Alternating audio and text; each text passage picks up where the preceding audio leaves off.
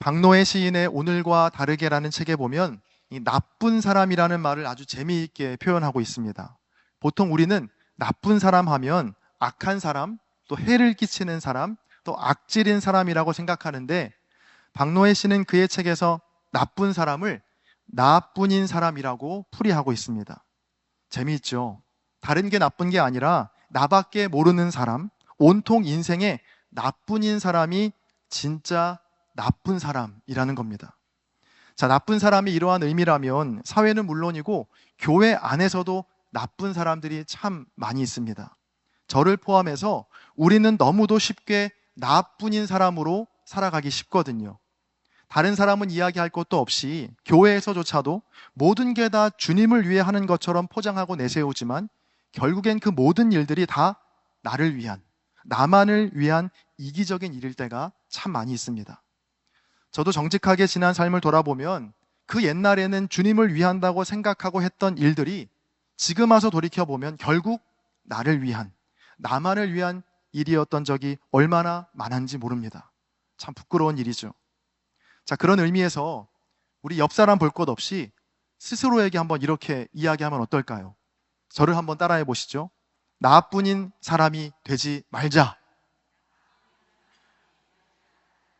네, 옆 사람이 아니라 혼자에게 말하는 겁니다.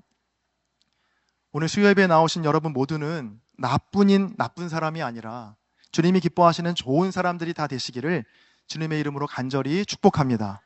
자, 벌써 창세기 마지막 시간입니다. 올해 1월 3일 수요예배부터 창세기 1장을 시작으로 해서 오늘 창세기 45장을 끝으로 수요예배에 전하는 창세기 설교를 마치게 되었는데요. 오늘은 특별히 요셉의 삶을 총정리해보는 시간을 여러분과 함께 가지려고 합니다. 자, 구약 성경을 보면 이 예수님을 예표하는 사건 혹은 예수님을 예표하는 인물들이 참 많이 등장하거든요. 예를 들어 아담에게 입히신 피 묻은 가죽 옷이라던가, 또 죽지 않고 하늘로 승천한 에녹이라던가, 아니면 제사로 드리던 흠 없는 어린 양이라던가, 또 창세기에 등장하는 멜기세덱 등 이 구약에 있는 많은 사람과 사건들은 예수님과 십자가 사건을 예표하고 있습니다. 자, 그런데 누군가 제게 이 구약에 등장하는 수많은 사람들 중에 누가 가장 예수님을 닮아 있냐라고 물으신다면 저는 요셉을 꼽고 싶습니다. 자, 요셉의 삶과 예수님의 삶을 펼쳐보면 너무나도 닮은 부분들이 많이 있기 때문입니다. 자, 간단히 몇 가지만 함께 살펴보겠습니다. 일단 요셉은요, 형제들에게 미움을 받고 핍박을 받죠. 마찬가지로 예수님도 가장 가까운 형제들로부터 또 마을에 있는 사람들로부터 무시와 핍박을 당하셨습니다. 또 요셉은 형들에 의해서 구덩이에 빠지게 되는데 예수님도 역시 종교 지도자들에 의해 깊은 구덩이와 같은 함정에 빠지시죠. 또 요셉이 애굽의 상인들에게 은 20에 팔려가는데 예수님도 역시 가룟 유다의 배신으로 은 30에 팔려가십니다. 또 요셉은 보디발 아내의 유혹을 잘 견뎌냈고 예수님도 마귀의 유혹을 잘 견뎌내셨습니다. 여러분, 생각보다 비슷한 점이 참 많이 있죠. 오늘 우리가 읽은 창세기 45장에 나오는 요셉이 형들을 용서하는 장면에서도 예수님의 모습이 보입니다. 자, 형들이 요셉에게 용서를 구하기도 전에 요셉은 형들을 먼저 이미 용서했거든요. 이 장면을 보고 있으면 우리가 아직 죄인 되었을 때 우리를 먼저 용서하시고 먼저 사랑하시기로 작정하셨던 예수님의 모습이 떠오르기도 합니다. 자, 이렇게 요셉과 예수님 사이에는 흥미로운 공통점들이 참 많이 있는데 제가 여러분과 오늘 나누고 싶은 이야기는 이러한 지엽적이고 사소한 공통점이 아닙니다. 요셉과 예수님의 삶 전체를 관통하는 큰 줄기와도 같은 뚜렷한 공통점 한 가지가 있는데요. 어쩌면 이 한 가지가 요셉의 전체 생애를 정리하는 키워드라고 볼 수도 있습니다. 그건 바로 요셉도 예수님도 사욕이 아닌 사명을 따라 살았다는 겁니다. 그러니까 개인의 사사로운 이익, 즉 사욕이 아닌 하나님의 크신 사명을 따라 살았다는 것이 요셉과 예수님의 가장 큰 공통점입니다. 그래서 오늘 말씀의 제목이기도 하죠. 사욕이 아닌 사명을 따라. 여러분, 이 말을 그냥 흘려 들으시면 안 됩니다. 저는 지금부터 집요하게 요셉의 삶을 처음부터 끝까지 추적해 가면서 사욕이 아닌 사명을 따라갈 때 하나님께서 어떻게 요셉과 함께 하셨고 그를 축복하셨는지를 살펴볼 텐데요. 자, 이 한 가지를 왜 이렇게 강조해서 말씀드리냐면, 여러분, 그만큼 사욕을 버리고 사명을 따라 사는 것이 정말로 어려운 일이기 때문입니다. 제가 처음에도 이 교회에도 나뿐인 사람이 많다라고 제가 말씀을 드렸죠. 하나님의 뜻을 따라 산다고 작정하고 예수님을 구주로 영접하여 주님을 쫓는 성도들조차도 나를 위한 사욕의 삶을 버리고 하나님과 다른 일을 위한 사명의 삶을 산다는 것이 얼마나 어려운 일인지 모릅니다. 아니, 어느 정도까지는 우리 모두가 다 사명을 쫓아 삽니다. 단 조건이 하나 붙는데요. 내 사욕과 충돌하지 않는 범위 내에서 우리는 사명을 따릅니다. 어느 정도 내 이익과 내 삶이 침해받지 않는 범위에서는 우리 모두가 다 사명자로 살아가는 것처럼 보이죠. 자, 그러나 이 사명과 사욕이 충돌하고 사명이 내 사욕의 자리를 침범하게 되면 사람들은 여지없이 사명을 버리고 사욕을 쫓아 살아갑니다. 세상의 논리로 따지면 여러분, 요셉의 삶은 정말 미스테리합니다. 요셉은 고집스럽게도 사욕, 개인의 사사로운 이익이 아니라 하나님 주신 사명을 쫓아 끝까지 살아갔던 인물이거든요. 자기의 안위나 사욕은 언제나 요셉에겐 뒷전이었고 늘 남 잘 되는 일만 하며 살았던 사람이 바로 요셉이었습니다. 생각해 보시죠. 여러분, 형들에 의해서 구덩이에 빠져서 하루아침에 요셉은 사랑받던 아들에서 홀대받는 노예로 팔려가게 됩니다. 자, 그러다가 애굽의 보디발 장군의 집에서 그는 노예 생활을 하기 시작했는데요. 요셉의 입장에서 얼마나 분하고 억울한 상황입니까? 매일 눈물로 밤을 지새우고 형들을 향해서 분노를 쏟아내도 부족할 그 억울한 상황에서 요셉은 놀랍게도 보디발 장군의 집에서 매일매일 성실하게 열심히 일했습니다. 보디발 장군에게 죽게 하듯 충성을 다했다라는 건데요. 자, 그러다 요셉 덕분에 보디발 집에 복이 임하게 됩니다. 창세기 39장 5절입니다. 그가 요셉에게 자기의 집과 그의 모든 소유물을 주관하게 한 때부터 여호와께서 요셉을 위하여 그 애굽 사람의 집에 복을 내리심으로 여호와의 복이 그의 집과 밭에 있는 모든 소유에 미친지라. 여러분, 그러나 요셉의 억울한 삶은 계속 이어지죠. 그렇게 열심히 일했고 또 충성스러운 노예였지만 보디발 장군의 아내의 모함으로 그는 억울하게 감옥에 갇히게 됩니다.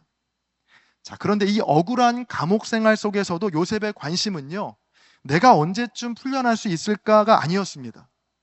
두 관원장의 얼굴빛을 살피면서 이곳에서 하나님이 내게 주신 사명이 무엇인지를 그는 늘 생각했다라는 겁니다. 그리고 마침내 오늘 본문에서 22년 만에 형들과 재회했을 때에도 요셉은 형들이 자기의 잘못을 시인하고 용서를 구하기도 전에 먼저 형들을 용서합니다. 자, 이런 요셉의 삶에서 사욕, 즉 사사로운 자기의 이익을 취하는 모습을 좀처럼 찾아볼 수가 없죠. 오로지 요셉의 관심은 하나님이 나에게 맡겨주신 사명이 있었습니다. 여러분, 오늘 본문 5절의 말씀을 우리가 함께 같이 읽어보겠습니다. 함께 읽습니다. 시작. 당신들이 나를 이곳에 팔았으므로 근심하지 마소서. 한탄하지 마소서. 하나님이 생명을 구원하시려고 나를 당신들 앞에서 보내셨나이다. 아멘. 저는 오늘 말씀을 통해서 이 사명자에게 나타나는 두 가지 특징을 여러분과 함께 살펴보고자 합니다. 바라기는 오늘 예배에 참석한 저와 여러분 모두가 사욕을 쫓는 나뿐인 사람이 아니라 사명을 쫓는 하나님의 사명자들이 다 되시기를 주님의 이름으로 간절히 축복합니다. 여러분, 사명자의 먼저 첫 번째 특징은요, 당한 자 의식이 아니라 보냄받은 자 의식으로 산다는 겁니다. 다시 한번 읽어드리겠습니다. 첫 번째 특징은 당한 자 의식이 아니고 보냄을 받은 자 의식으로 산다는 겁니다. 자, 요셉은 자기가 처한 상황이 무엇이든 하나님께서 나를 이곳에 보내셨다라는 보냄 받은 자 의식이 분명했던 사람이었습니다. 똑같은 상황을 겪어도 그 상황을 받아들이는 태도가 달랐다는 것이죠. 잘 생각해 보면 요셉의 지난 22년간의 삶 속에서 여러분, 요셉이 원해서 갔던 곳은 단 한 군데도 없었습니다. 형들에 의해서 떨어져 버린 구덩이 속, 보디발 장군의 집, 그리고 감옥, 또 애굽의 높은 자리까지, 그 모든 자리들이 요셉이 원해서 간 곳은 단 한 곳도 없다라는 겁니다. 여러분, 내가 생각하지 못한 곳에, 특히나 내가 겪고 싶지 않은 일을 겪을 때 사람들은 보통 어떤 생각을 하냐면 당했다라고 생각합니다.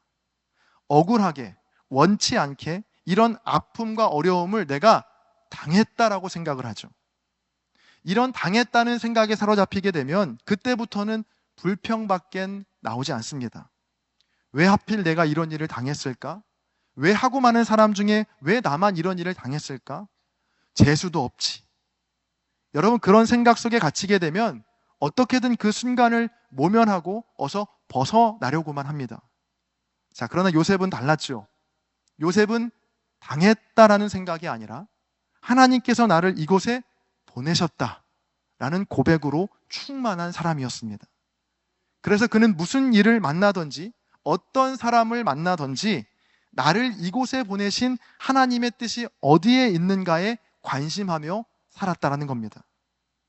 구덩이 속에서도, 보디발의 집에서도, 억울하게 갇힌 감옥 속에서도, 또 애굽의 총리 자리에서도 동일하게 그는 보냄을 받은 자라는 의식이 그에게 분명하게 있었던 것이죠. 5절의 말씀이 그것을 우리에게 분명히 말해주고 있습니다. 좀 전에 함께 읽었던 5절을 제 언어로 풀이해서 설명하면 이렇습니다. 형님들, 걱정하지 마세요. 저는 형님들 때문에 어려움을 당했다라고 생각하지 않습니다. 하나님께서 많은 생명을 구원하시려고 저를 보내셨다라고 생각합니다. 여러분, 저와 여러분에게도 이러한 보냄받은 자라는 의식이 분명하게 깨달아지게 되시기를 주님의 이름으로 간절히 축복합니다. 내가 처해 있는 상황과 형편이 혹 내가 원했던 모습이 아니더라도 때론 내 사욕과 내 사사로운 이익과 정반대의 삶을 살고 있더라도 그곳이 바로 하나님이 나를 보내신 자리라고 믿으시고 맡겨주신 사명을 발견하고 힘있게 살아가시는 복된 삶 되시기를 주님의 이름으로 간절히 축복합니다. 왜 하필 나에게만 이런 일이, 왜 나에게만 이런 상황이라는 생각이 점점 더 우리 머릿속에서 커질 때 여러분 스스로에게 이렇게 한번 고백해 보십시오. 주님이 저를 이곳에 보내셨다 믿습니다. 주님은 실수가 없으십니다. 여러분, 그렇게 내게 주어진 상황과 환경 속에서 하나님의 사명을 쫓아 살아갈 때 주님께서는 우리가 상상하지도 못했던, 꿈꾸지도 못했던 더 큰 일도 우리 모두에게 맡겨주실 줄로 믿습니다. 다음으로 사명자의 두 번째 특징입니다. 꽃보다는 열매에 집중한다라는 겁니다. 다시 한번 말씀드립니다. 꽃보다는 열매에 집중한다. 자, 여기서 이 꽃이 자기 자신을 화려하게 보이게 하는 거라면 열매는 다른 사람에게 유익을 주는 것입니다. 세상에는 두 부류의 사람이 있다고 생각합니다. 꽃이 되고 싶어 하는 사람과 열매를 내어주는 사람. 여러분, 꽃이 되고 싶어 하는 사람은 나뿐인 사람인 경우가 많죠. 오로지 내가 주목을 받고 내가 잘 되고 내가 최고가 되는 게 제일 중요하게 생각합니다. 바로 사욕만 쫓는 사람입니다. 여러분, 이런 사람들 주위에는 사람들이 많을까요? 적을까요? 많지 않습니다. 어차피 가봤자 그 사람이라는 꽃의 화려함에 내가 금방 기죽기 때문에 이런 꽃을 바라는 사람 곁에는 사람들이 별로 모이지 않습니다. 자기만 꽃이 되려고 하는 사람은 다른 사람을 볼품없게 만들어 버리기 때문입니다. 자, 반대로 열매를 내어주는 사람 곁에는 언제나 사람들로 가득합니다. 왜냐하면 그 열매를 통해 얻는 유익이 있기 때문입니다. 요셉의 삶이 꼭 이랬는데요. 여러분, 요셉의 주위에는요, 언제나 사람이 끊이지 않았습니다. 재밌는 사실은 요셉이 다녀간 곳은 언제나 요셉을 통해서 주변 사람들이 형통해졌다는 겁니다. 보디발 장군의 집에 있을 때는 보디발 장군이 요셉 덕분에 여러 혜택을 보았고요. 감옥에 있을 때는 간수장과 술 맡은 관원장이 요셉 덕분에 혜택을 보게 됩니다. 또 애굽에 있을 때는 애굽은 물론이고 주변 나라의 많은 사람들이 총리 요셉으로 인해 많은 혜택을 누리게 됩니다. 요셉이 노예 옷과 죄수복을 입고 있을 때 비록 요셉 자신의 모습은 꽃처럼 아름답지 않았지만 언제나 요셉의 삶에는 열매가 있었고 그 열매를 주변 사람들에게 내어줌으로 많은 사람들을 유익하게 했다는 겁니다. 자, 여러분은 어떤 사람이 되고 싶고 또 어떤 사람이신 것 같습니까? 주변 사람들이 힘들어하건 말건 불편해하건 말건 어떻게든 내가 꽃이 되어서 나만 주인공이 되어서 나만 잘 되길 바라는 사람입니까? 아니면 다른 사람을 위해 내게 있는 열매를 다 내어주며 다른 사람들에게 유익을 끼치는 사람입니까? 여러분, 자기만 잘 되면 다 된다라고 하는 이 나뿐인 사람들로 가득한 이 세상 속에서 성경이 말하고 있는 진리는 무엇입니까? 바로 꽃은 중요하지 않다라는 겁니다. 나라는 꽃만을 위해 살아가는 인생은 불행해진다는 것이죠. 여러분, 꽃이 떨어져야 그 다음에 열매가 맺히듯이 나라는 꽃이 떨어져서, 즉 내 자아가 죽을 때 비로소 나로 인해 생명의 열매가 맺혀지게 됩니다. 사랑하는 성도 여러분, 잘 생각해 보시면 이 생명을 잉태하는 씨앗은요, 꽃에 있지 않습니다. 열매 속에 담겨 있습니다. 저와 여러분 모두는 나라는 꽃이 아니라 다른 일을 살리는 열매에 집중하는 삶이 되시기를 주님의 이름으로 간절히 축복합니다. 이 성경 속에 등장하는 열매 중에 자주 등장하는 열매가 하나가 있는데요. 바로 무화과라는 열매가 있습니다. 한 번쯤은 들어보셨을 겁니다. 한자를 풀이하면 이렇습니다. 무, 없을 무, 화, 꽃화, 과, 실과 과. 어떤 말이냐면 꽃이 없는 열매를 우리는 무화과라고 합니다. 그러니까 대부분의 열매들이 꽃이 먼저 피고 그 꽃이 떨어지게 되면 열매를 맺게 되는데 이 무화과는 독특하게도 꽃이 없이 열매가 그냥 달립니다. 그런데 꽃이 아예 없는 건 아닙니다. 이 열매 속에 꽃이 담겨 있어서 꽃이 열매이고, 즉 열매가 꽃인 아주 독특한 열매가 바로 이 무화과 열매입니다. 그러니까 무화과를 통해서 우리가 깨닫게 되는 사실이 하나가 있죠. 다른 일을 위해 맺혀진 우리의 열매가 곧 드러나진 않지만 그게 곧 우리의 꽃이 된다는 사실입니다. 요셉의 삶에 적용해 보면 요셉으로 인해 형통케 되었던 보디발 장군, 간수장, 술 맡은 관원장, 애굽의 온 백성들, 그리고 요셉의 형제들과 가족들까지 요셉 덕분에 혜택을 본 그 사람들이 사실은 요셉을 빛나게 해주는 꽃이 된다는 사실이죠. 여러분에게는 어떤 열매가 있는지 한번 생각해 보시기 바랍니다. 나 때문에 행복해하는 사람, 나 때문에 덕을 본 사람, 나 때문에 형통해진 사람, 내 덕분에 예수님을 믿은 사람. 여러분, 그러한 열매들이 여러분 가운데 있으십니까? 그렇다면 그 열매가 곧 여러분을 아름답게 해주는 꽃이 될 줄로 믿습니다. 사랑하는 성도 여러분, 어떻게든 나만 드러나려고 하는 꽃과 같은 인생이 아니라 다른 일을 위해 나의 것을 내어주는 열매의 삶을 살아갈 때 그 열매가 곧 나의 상급이요, 나를 아름답게 하는 꽃이 될 줄로 믿습니다. 이제 말씀을 정리할 텐데요. 요셉과 예수님께서 사셨던 삶은 바로 사욕의 삶이 아니라 사명의 삶이었다라고 말씀드렸습니다. 그 사명자의 두 가지 특징 살펴봤는데요.